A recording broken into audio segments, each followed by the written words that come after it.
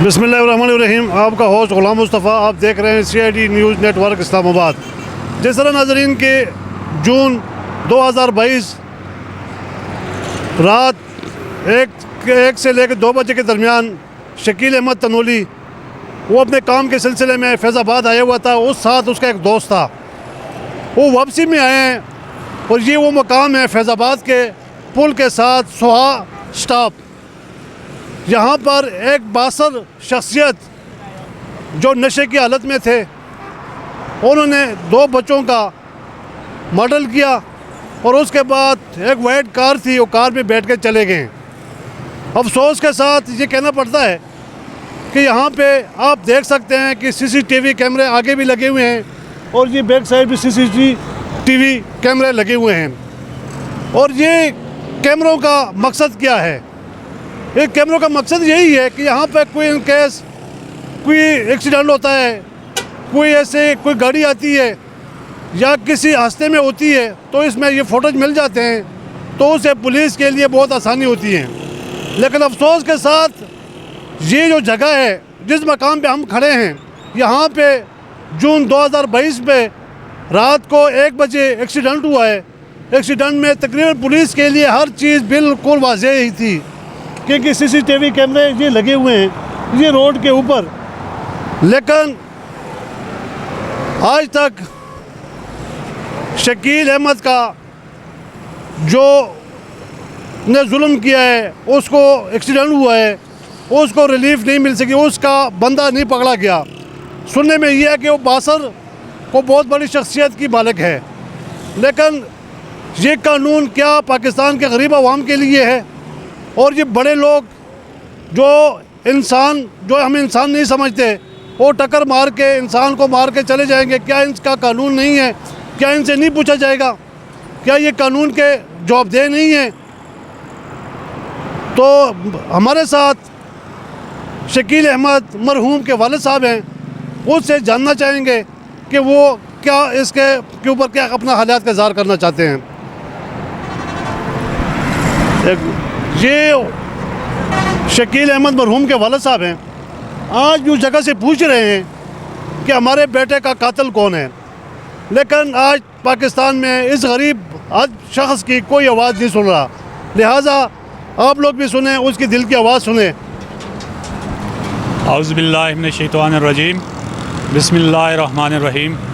सबसे पहले मैं गुलाम मुस्तफ़ा भाई CID न्यूज़ चैनल का तहे दिल की अथाह गहराइयों से शुक्रिया अदा करता हूँ। जनाब, 8 जून 2022 रात 1 से 2 बजे के दरमियान मेरा बेटा और उसका दोस्त इस रोड की साइड से जा रहे थे, तो पीछे से आने वाली प्राडो ब्रिंग सफ़ेद LEJ 17666 ने उनको टक्कर मारी और मौका पर ही जाम शहादत नोश फरमा गए।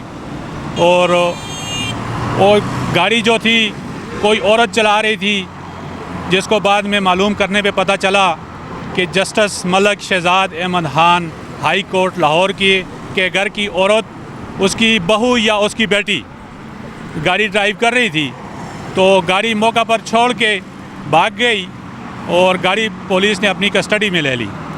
उसके बाद जनाब वाला आज 8 माह और 14 दिन गुजर गए हैं और अभी तक जो है ना असल मुजरिम जस्टिस मलक शहजाद की बहू या उसकी बेटी को गिरफ़्तार नहीं किया गया, इसलिए कि वो हाई कोर्ट के जज हैं और अपने मनसब का नाजायज़ इस्तेमाल कर रहे हैं।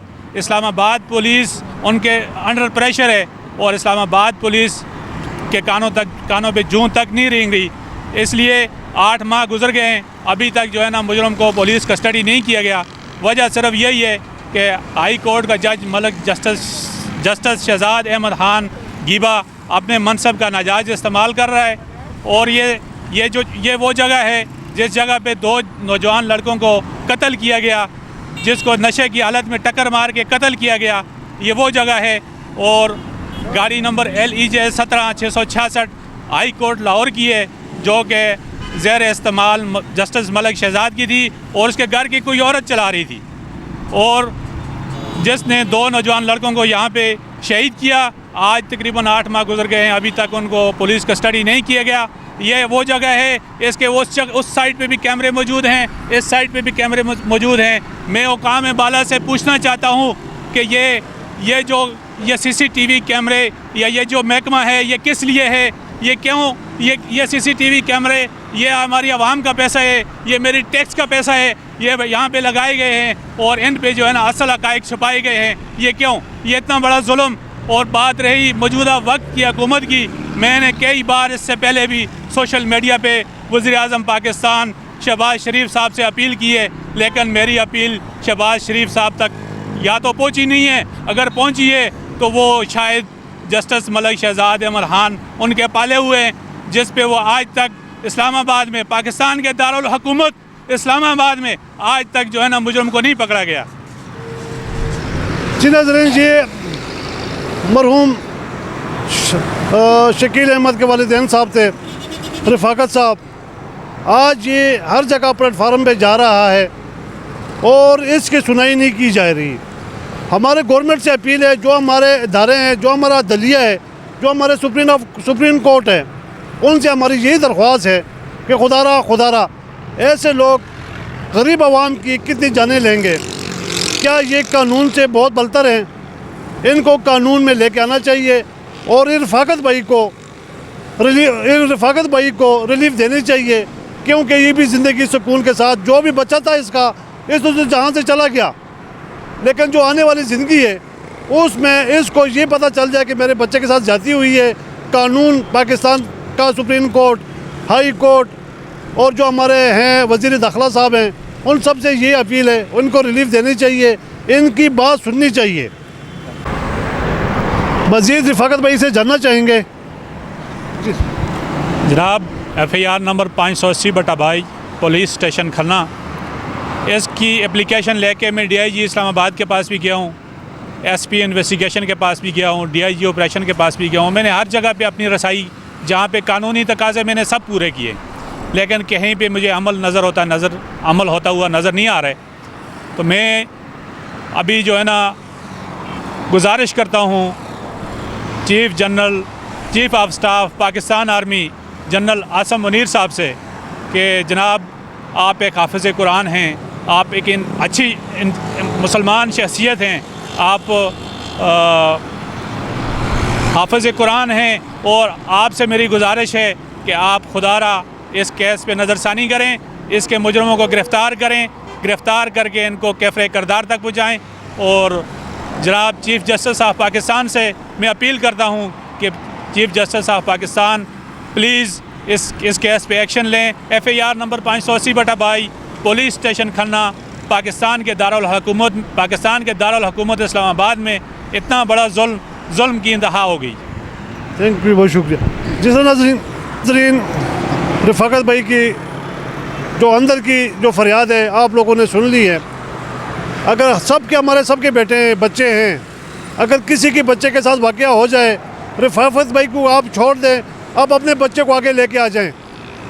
अगर कल आपके बच्चे के साथ इस तरह हो जाए, ठीक एक्सीडेंट बंदा जानबूझ के नहीं करता, एक्सीडेंट हो जाता है, लेकिन एक्सीडेंट के बाद उस बंदे के साथ जो मुतलका बंदा होता है उसके साथ बैठना पड़ता है, उसको हौसला देना पड़ता है, उससे माफ़ी लेनी पड़ती है और उसको राज़ी करना पड़ता है। अगर उस बंदा राज़ी हो गया तो अल्लाह राज़ी हो गया।